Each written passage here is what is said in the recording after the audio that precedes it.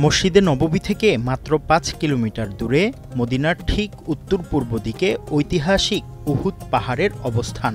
এই পাহাড়কে কেন্দ্র করে মক্কার কুরাইশদের সাথে দ্বিতীয় লড়াই উহুদ যুদ্ধ সংগঠিত হয়েছিল। উহুদ প্রান্তরে কুরাইশরা নির্মমভাবে হযরত রাসূলুল্লাহ সাল্লাল্লাহু আলাইহি ওয়াসাল্লামের দাঁত মোবারক শহীদ করেছিল, তাকে আহত করেছিল।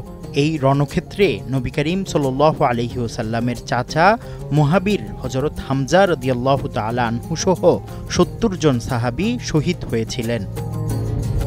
এই মুহূর্তে দাঁড়িয়ে আছি ইসলামী ইতিহাসের ঐতিহাসিক যুদ্ধ উহুদ যুদ্ধের প্রান্তরে। আমার পিছনে আছে উহুদের পাহাড়, জাবালে রুমা এবং মসজিদুশ শুহাদা। এখানেই রাসূল করিম সাল্লাল্লাহু আলাইহি ওয়াসাল্লাম মদিনা থেকে এসে কাফেরদের বিরুদ্ধে যুদ্ধ করেছিলেন। উহুদের প্রান্তরে এখানে ৭০ জন সাহাবী শাহাদাত বরণ করেন। উহুদ প্রান্তরে এখন একটি সুন্দর মসজিদ নির্মাণ করা হয়েছে। রয়েছে হযরত হামজা রাদিয়াল্লাহু তাআলা আনহু-এর নামে প্রতিষ্ঠিত একটি প্রাথমিক বিদ্যালয়। মসজিদের সামনে উহুদ যুদ্ধের শহীদদের কবরস্থানও রয়েছে।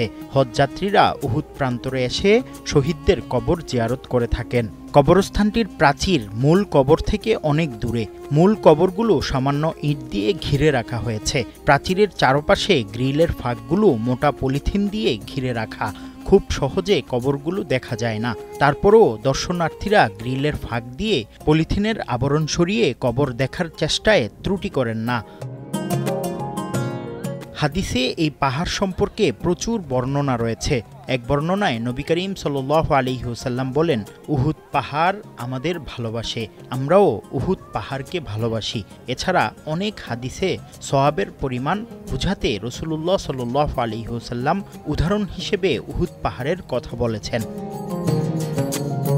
আলেমগণ বলেন, উহুদ পাহাড় ইতিহাসের সাক্ষী। জীবনে হযরত রাসূলুল্লাহ সাল্লাল্লাহু আলাইহি ওয়াসাল্লামের নির্দেশনা না মানলে মুসলিমরা কি পরিমাণ দুর্ভোগে পড়বে তার জলজ্যান্ত উদাহরণ উহুদের প্রান্তর। এই শিক্ষা শুধু যুদ্ধের দিনের নয়, পুরো জীবনের। উহুদের যুদ্ধ ৩য় হিজরির ৭ শাওয়াল সংঘটিত হয়। ইসলামের ইতিহাসে সংঘটিত প্রধান যুদ্ধসমূহের মধ্যে এটি দ্বিতীয়। এর আগে দুই পক্ষের মধ্যে বদরের যুদ্ধ সংঘটিত হয়েছিল। এই যুদ্ধে মুসলমানরা বিজয় লাভ করেন।